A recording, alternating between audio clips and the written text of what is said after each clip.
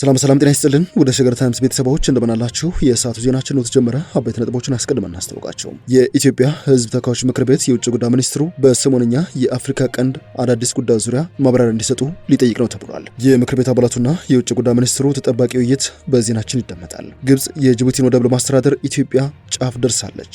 በጅቡቲና በግብጽ ከፍተኛ ባለስልጣናት መካከል ዛሬ የተደረገውን ምክክር በዜናችን እናቀናቸዋለን። ጀነራሉ ሸኔ ከተሞች ላይ ድርሽ እንዳለ አድርገናል፣ አቅሙንም በእጅጉ አዳክመናል ሲሉ አድርገዋል። ከዚህ ውጪ የሶማሊያ ፕሬዝዳንት ሐሰን ሼክ መሐመድ ወደ ጅቡቲና ቱርክ ሊያመሩ ነው ተብሏል። ይህ የፕሬዝዳንቱ አፋጣኝ ጉዞ ዓላማው ምን ይመስላል? ዜናችን ይመለከተዋል። እየሰማችሁ አብራችሁን ቆዩ።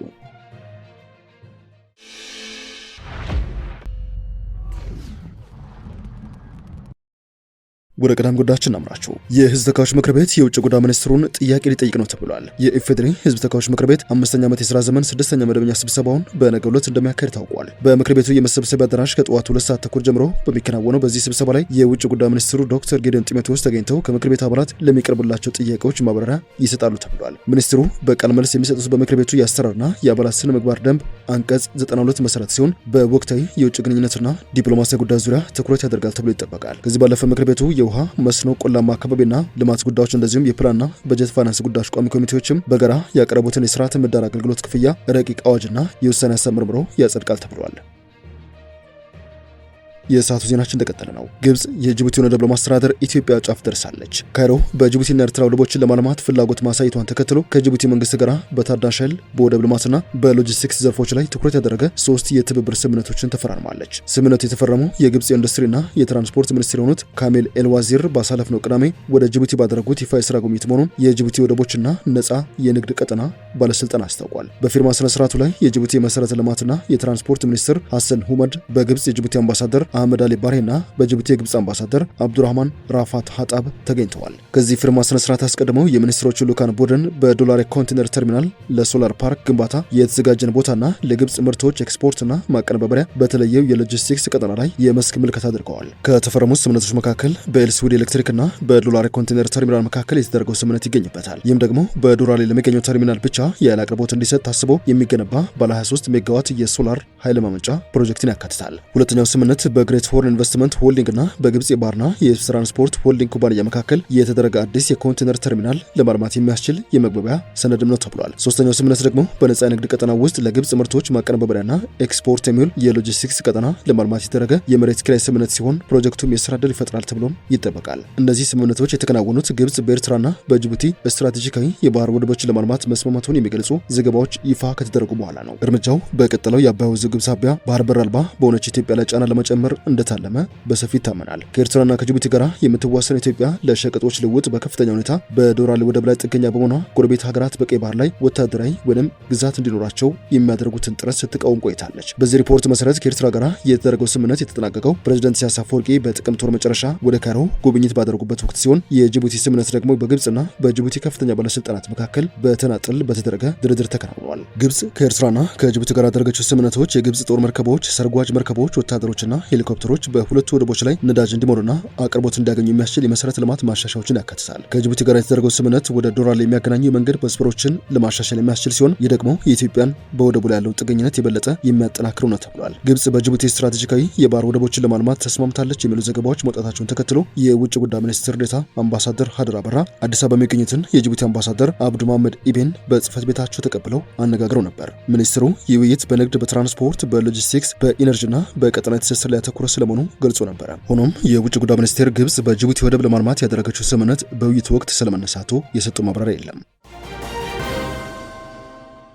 የሰዓቱ ዜናችን ይቀጥላል። በእስራኤልና በሶማሊላንድ የተፈረመውን የሀገርነት እውቅና ተከትሎ ከተለያዩ ወገኖች የሚሰጡ መግለጫዎችንና አቋሞችን እንደሚከተሉ እናገራቸው። እስራኤል ለሶማሊላንድ የሀገርነት እውቅና የሰጠች ቢሆንም ለዚህ ምላሽ ግን በኤደን ባህረ ሰላጤ የባህር ኃይሏን ልታሰፍር የምትችልበት የጦር ሰፈር ለመገንባት የሚያስችላትን መብት ግን አልሰጠንም ብለዋል የሶማሊላንድ ከፍተኛ ባለስልጣናት። የሀርጌሳ መንግስት እስራኤል ለሶማሊላንድ በሰጠቻት እውቅና ዙሪያ የተደረሰው ስምምነት ዲፕሎማሲያዊና ኢኮኖሚያዊ ይዘት ያለው እንጂ ለእስራኤል ወታደራዊ ጦር ሰፈር መስጠትን እንደማይጨምር አስታውቋል። የሶማሊላንድ ፕሬዝዳንት ጽሕፈት ቤት ኃላፊ ከድር አብዲ እስራኤል ለሶማሌላንድ የሰጠቻት እውቅና በማናቸውም አረብ ሀገር ወይንም የእስላም ሀገር ላይ ያነጣጠረ አይደለም ብለዋል። የእስራኤል እውቅና ሶማሌላንድ ከአረቡ ዓለም ጋር ያላት ግንኙነት በሚጎዳ መልኩ የተሰጠ እንዳልሆነም አብዲ አብራርተዋል። የሶማሌላንድ መንግስት ይህን ማብራሪያ የሰጠው በርካታ የአረብና የመካከለኛው ምስራቅ ሀገራት የእስራኤልን ውሳኔ በብርቱ መቃወማቸውን ተከትሎ ነው። በትናንትናው ምሽት በሺዎች የሚቆጠሩ ሶማሊያውያን በዋና ከተማ ሞቃዲሾ እስራኤል ለራስ ገዛው ሶማሌላንድ እውቅና መስጠቷን በመቃወም ወደ ጎዳናዎች በመውጣት ተቃውሞ ሲያሰሙ አምሽተዋል። ሰልፈኞቹ የሶማሊያን ባንዲራ እያውለበለቡ ጠቅላይ ሚኒስትር ቤንያሚን ኔታንያሁና መንግስታቸውን በጽኑ ያወገዙ ሲሆን ከሶማሊያ ፌዴራላዊ መንግስት ጋር ያላቸውን አጋርነት ይፋ አድርገዋል። ይህ ሆነው በርካታ ሀገራትና ዓለም አቀፍ ተቋማት የሶማሊያን ሉዓላዊነትና ግዛት አንድነት እንደግፋለን፣ የቴል አቪቭን ውሳኔ እናወግዛለን በሚል አቋማቸውን እያሰሙ ባሉበት ወቅት ነው። ከዚህ ክስተት ማግስትም የሀገሪቱ ፕሬዝዳንት ሐሰን ሼክ መሐመድ ወደ ጅቡቲ ሊያመሩ ነው ተብሏል። ሐሰን ሼክ በነገው ዕለት ወደ ጅቡቲ የሚያመሩት እስራኤል ለሶማሊላንድ እውቅና በሰጠችበት የመጀመሪያ የውጭ ሀገር ጉዟቸው ወቅት ነው ተብሏል። የፕሬዝዳንቱ ጉዞ ዓላማም ኢጋድ ለሶማሊያ ፌዴራል መንግስት ድጋፍ ሊሰጥበት የሚችልበትና አባል ሀገራቱም ድምጻቸውን ሊያሰሙለት የሚችሉበትን አማራጭ ለመፈለግ ነው ተብሏል። ሐሰን ሼክ ከጅቡቲ ማግስት ወደ ቱርክ እንደሚያመሩ የተሰማ ሲሆን ሳውዲ አረቢያ፣ ኢራን፣ ናይጄሪያን የመሰሉ 57 ሀገራት አባል የሆኑበትን የኢስላም ትብብር ድርጅት ወይም ኦርጋናይዜሽን ኦፍ ኢስላሚክ ኮኦፐሬሽን ስብሰባ እንዲጠራ እንደዚሁም እስራኤልን እንዲያወግዝ ለማድረግ በማሰብ ነው ተብሏል። ከዚህ ጉዳይ አልወጣንም። ከአልሸባብ በተጨማሪ የየመኑ አማጺ ቡድን ሁቲም እስራኤልን የወታደራዊ ኢላማ ውስጥ አስገባሉ ሲል አስጠንቅቀዋል። የየመኑ ሁቲ እስራኤል ወደ ሶማሊላንድ የምትገባ ከሆነ ኢላማ እንደሚያደርጋት ነው ያስጠነቀቀው። የየመኑ ሁቲ አማጺያን መሪ አብዱል ማሊክ አልሁቲ በትናንትናው ዕለት ባወጣው መግለጫ እስራኤል ወደ ሶማሊላንድ የምትገባ ከሆነ እንደ ወታደራዊ ኢላማ እንደሚቆጥሯት ማስጠንቀቁን የፈረንሳይ የዜና ወኪል አጃንስ ፍራንስ ፕሬስ ዘግቧል። አማጺ ቡድኑ ለሶማሊላንድ የሀገርነት እውቅናን የሰጠችው እስራኤል በሶማሊላንድ ውስጥ የምትገኝ ከሆነ እንደ ተገቢ ወታደራዊ ኢላማ እንቆጥራታለን፣ በዚህ መነሻም ጥቃት እንፈጽምበታለን ሲል ማሳሰቢያ ሰጥቷል። ከዚህ በተቃራኒው እስራኤል ለሶማሊላንድ የሰጠችው ሀገርነት እውቅና ላይ እየተሰነዘረ ያለው ተቃውሞ የግብዝነት ማሳያ ነው በማለት አጣጥለዋለች። ሀገሪቷ ከሶማሊያ ተነጥላ ነጻነቷን ላወጀችው ሶማሊላንድ እውቅና መስጠቷን ተከትሎ የተለያዩ ሀገራትና ድርጅቶች ተቃውሟቸውን ባለፉት 3 ቀናት ሲያሰሙ ቆይተዋል። ከሶማሊያ ማዕከላዊ መንግስት ተለይታ ለ30 ዓመታት በላይ ራሷን ስታስተዳድር ለቆየችው ሶማሊላንድ የነጻ ሀገርነት እውቅና መስጠት እስራኤል የመጀመሪያዋ ሀገርነቱን አድርጓታል። በርካታ የአረብ ሀገራት፣ የአረብ ሊግ፣ የአፍሪካ ህብረት፣ ኢጋድ፣ የአውሮፓ ህብረትና ሌሎችም እስራኤል ለሶማሊላንድ የሰጠችውን እውቅና አጥብቀው አውግዘውታል። የእስራኤል የውጭ ጉዳይ ሚኒስትር ጌዲዮን ሳር ሀገራቸው ለገጠማት ጠንካራ ተቃውሞ በሰጡት ምላሽ ሶማሊላንድ ባለፉት ቀናት የተፈጠረች አይደለችም በማለት ለ3 አስርት ዓመታት በላይ የቆየች ስለመሆኗ አመላክተዋል። ሶማሊላንድ ከ34 ዓመታት በላይ እንደ ሀገር የቆየች ናት ያሉት ሚኒስትሩ እስራኤል በሰጠቻት እውቅና ላይ የተሰነዘረው ጥቃት ግብዝነት ነው በማለት አጣጥለውታል። እስራኤል ለማን እውቅና እንደምትሰጥና ከማን ጋራ የዲፕሎማሲ ግንኙነት እንዲኖራት የምትወስነው በራሷን ያሉት የውጭ ጉዳይ ሚኒስትር ሳር ሀገራቸው የገጠማትን ተቃውሞ ውድቅ አድርገውታል።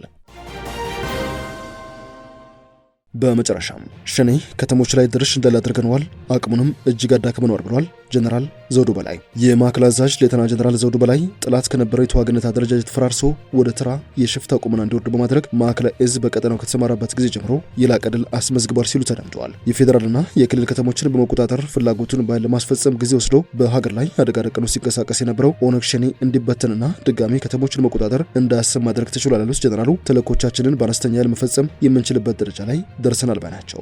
ራሱን የኦሮሞ ነጻነት ሰራዊት ብለው የሚጠራውን ጀነራሉ ደግሞ የሸኔ የሽብር ቡድን ሲል የጠሩትን ሰራዊት ፊት ለፊት ገጥሞ መዋጋት አይችልም፣ ህይወቱን ለማትረፍና የቀሩትን የቡድኑ አመራሮች ለማዳን ከቦታ ቦታ እየተሽለከለከ ይገኛል ሲሉ ገልጸውታል። ሌተና ጀነራል ዘውዱ በላይ ማዕከላዊ እዝ የቡድኑ ሰብአዊና ሎጂስቲክሳዊ ፍላጎትን በማሳጣት ተገደው እጅ እንዲሰጥና የሰላምን አማራጭ እንዲቀበል እየሰራ እንደሚገኝ የገለጹት እዙ በቀጠናው ተሰማርቶ ተልዕኮውን ሲፈጽም በፍጹም ወታደራዊ ዲሲፕሊን ሀገራዊና ተቋማዊ እሴቶችን አክብሮ ለሰላም ቅድሚያ በመስጠት እየተጋ ይገኛል ባይ ናቸው። በዚህ መነሻ ማዕከላዊ እዝ የህዝብ አንድነት አስተማማኝ በማድረግ ተልዕኮውን በአጭር ጊዜ በማጠናቀቅ ለአካባቢ ጸጥታ ኃይል በማስረከብ ለሌሎች ሀገራዊ ግዳጆች ዝግጁ ነው ሲሉ ጀነራል መኮንኑ ይፋ አድርገዋል።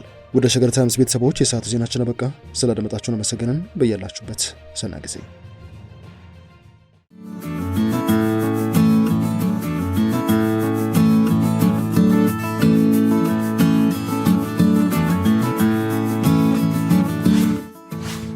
ሸገር ታይምስ ሚዲያን ሰብስክራይብ በማድረግና ደወሉን በመጫን ይከተሉን።